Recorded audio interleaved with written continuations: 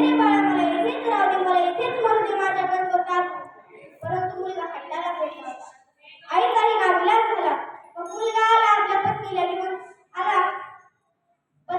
आला. आणि मग मुलगा म्हणाला, आई आपली हा आता जमीन आहे ना, ही विकून टाक, आता गरज नाही आपल्याला याची.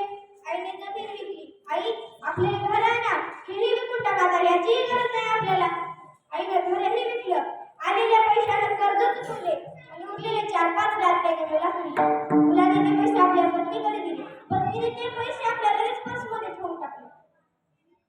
मग ते तिघही मुंबईच्या विमानतळावर गेले. मुलगा म्हणाला, आई तू 5 मिनिट इकडेच थांब का, आम्ही दोघे जाऊन तिकीट काढून येतो. 5 मिनिट झाले, 10 मिनिट झाले, मुलगा काही येईना. 1 तास झाला, 2 तास झाले, मुलगा काही येईना. बघता बघता दिवस निघून गेला, तरी पण मुलगा येईना. मग रात्र झाली म्हणून त्या आईने त्यांच्या कामगारांना विचारलं, दादा माझ्या बरोबर ते दोघं आले होते, एक मुलगा आणि एक मुलगी माझ्या बरोबर आले होते, ते तुम्हाला दिसले का? तर त्यांना तर माहित होते की त्यांची फ्लाईट तेव्हाच गेली, त्यांनी पण तेव्हाच निघून गेलेले आहेत. मग तिथल्या कामगारांनी सांगितलं की आजी तुमचा मुलगा तर गद्दार निघाला, तो तुम्हाला इथेच सोडून गेला.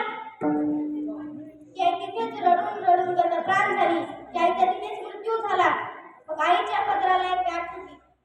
त्या गाठीमध्ये चिठ्ठीमध्ये त्या मुलाने त्या चिठ्ठीमध्ये त्याचा नंबर लिहून ठेवला होता. मग तिथल्या कामगारांनी तो नंबर घेतला आणि त्या मुलाला फोन लावले आणि म्हणाले की तुमची आई इथेच रडून रडून गतप्राण झालेली आहे, तुम्हाला यावं लागेल न्यायला. मुलाचाही नाविलाज झाला. मुलगा आला आणि घेऊन गेला आपल्या आईला. नाही कोण